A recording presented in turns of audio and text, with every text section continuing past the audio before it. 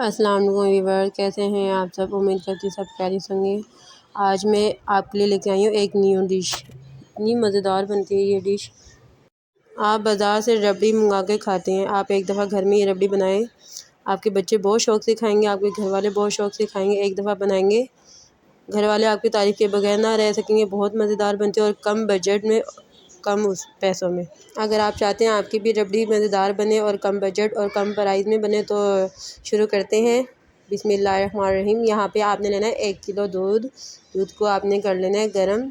जब बॉयल आ जाए अच्छी तरह से, फिर आपने चूल्हे की आंच ना कम कर देनी है। उसको आपने ना पकाना है, दूध को ना कम आंच में आपने इसको कुक करना है। जैसे बिलाई आएगी, फिर आपने बिलाई को उतार लीजिएगा, दूध में मिक्स कर दीजिएगा, हल्की आंच में आप रख दीजिएगा। दूध को आपने 5 से 10 मिनट पकाना है। जब 10 मिनट गुजर जाए ना, तो फिर आपने इसके अंदर एक चीज़ ऐड करनी है, ठीक है। वो मैं आपको आगे चल के बताऊँगी क्या ऐड करनी है।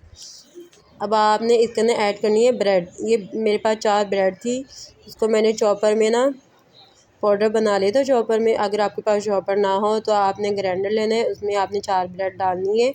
किनारे आप कटिंग कर लीजिएगा ब्रेड के, और उसको आपने एक फ़ाइन पाउडर बना लीजिएगा।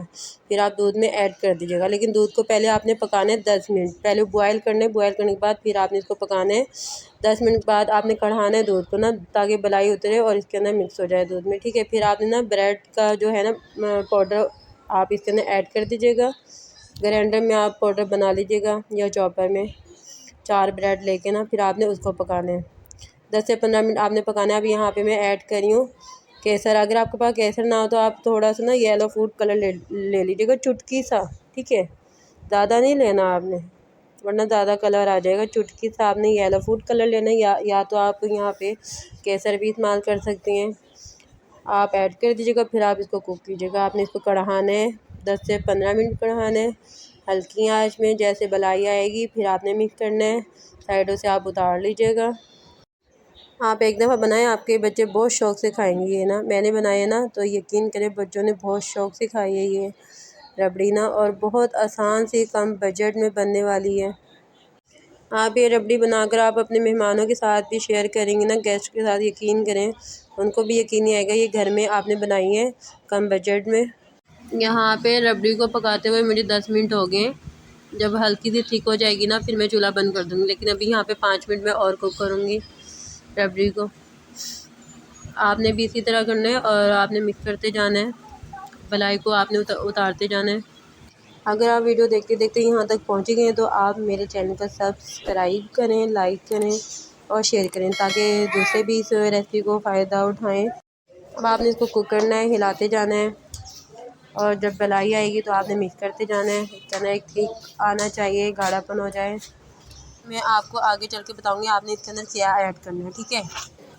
आपने इसको चलाते जाना है, इसको आपने छोड़ना नहीं है। अगर आपने इसको छोड़ा तो नीचे से ये लग जाएगा और हल्का सा जल जाएगा, फिर स्मेल आएगी, रबड़ी आपकी ख़राब हो जाएगी, आपकी मेहनत भी ज़ाया जाएगी। तो इसलिए आपने इसको हिलाते रहना है।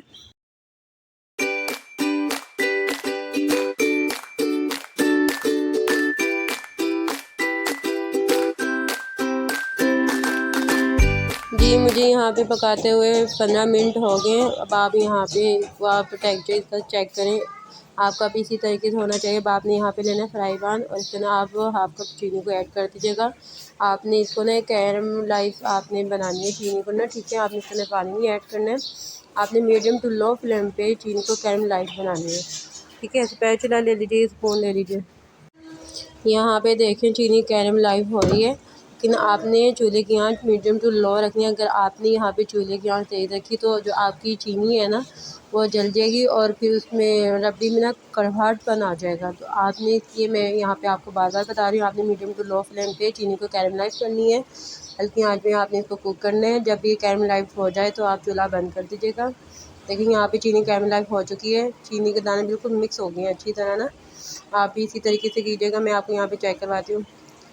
अब आपने इस कैरमलाइज को ना आपने कढ़ाई के ना ऐड करना है। जो दूध हमने कढ़ाए हैं ना, ब्रेड का पाउडर ऐड करके, ठीक है। कैरमलाइज़ को आपने करना है ऐड करना है और अच्छी तरह आपने इसको करना है मिक्स। आपने यहाँ पे छोड़ना नहीं है, अगर आपने छोड़ दिया तो यहाँ पे छोटी छोटी ना गुठली सी बन जाएंगी। आपने फौरी कैरमलाइज़ डाल के ना चीनी आपने अच्छी तरह से इसको मिक्सिंग करनी है, खूब मिक्सिंग करनी है। आपने यहाँ पे छोड़ के नहीं जाना है, ठीक है। थोड़ी मेहनत वाला काम है लेकिन बन के बहुत मज़ेदार बनते हैं रबड़ी ना घर में। जैसे आप कैरमलाइज़ चीनी ऐड करें, आपने अच्छी तरह से इसकी मिक्सिंग करनी है। 3 से 4 मिनट आपने ना मिक्सिंग अच्छी तरह से करनी है ताकि चीनी जो है ना कैरमलाइज़ इसके अंदर तमाम मिक्स हो जाए। सबसे अहम काम ये वाला होता है कि आपने जब कैरमलाइज़ चीनी ऐड करनी है तो आपने इसको छोड़ के जाना नहीं है। अगर आप इधर से उधर जाएँ तो आपकी रबड़ी ख़राब भी हो सकती है। एक तो आपने चीनी को कैरमलाइज़ करते हुए छोड़ना नहीं है, दूसरा आपने चीनी को कैरमलाइज़ ऐड करें तो आपने इसको मिक्सिंग करनी है अच्छी तरह से। कैरमलाइज़ चीनी ऐड करने के बाद आपने 3 से 4 मिनट कुक करना है मीडियम टू लो फ्लेम पे, फिर आप इसको डिश आउट करें। आप चाहें तो अपनी मर्ज़ी से फिर ड्राई फ्रूट ऐड कर सकते हैं। मैं यहाँ पे ऐड करी बादाम, पिस्ता, काजू ऐड किए हैं। ड्राई फ्रूट आप यहाँ पे अपनी मर्ज़ी से भी ऐड कर सकते हैं। मैंने यहाँ पे बादाम, पिस्ता ऐड किए हैं। अब 1 घंटा मैं इसको ठंडा होने के लिए रखूँगी। 1 घंटे के बाद आप यहाँ पे देखिए बिल्कुल ठंडा हो गया, परफेक्ट। अब मैं इसको डिश आउट कर रही हूँ, आपको निकाल कर दिखाती हूँ कितनी मज़ेदार रबड़ी तैयार हुई है बन के। आप भी एक दफ़ा इस रेसिपी को ट्राई करें, इंशाल्लाह ताला आपकी भी रबड़ी बहुत मज़ेदार बनेगी। आपको खुद को यकीन नहीं आएगा ये आपने घर में बनाई है कम बजट में। आप मेरे चैनल पे नए हैं या आपको मेरी रेसिपी पसंद आती है तो आप जाने से पहले मेरे चैनल को लाइक करें, सब्सक्राइब करें, शेयर करें ताकि हर आने वाली वीडियो का नोटिफिकेशन आप तक पहुँचे। खुश रहें, शादाबाद रहें, हंसते रहें, मुस्कुराते रहें। अल्लाह पाक आप सबको अपनी हिफ्ज़-ए-मान में रखें। आमीन। अल्लाह।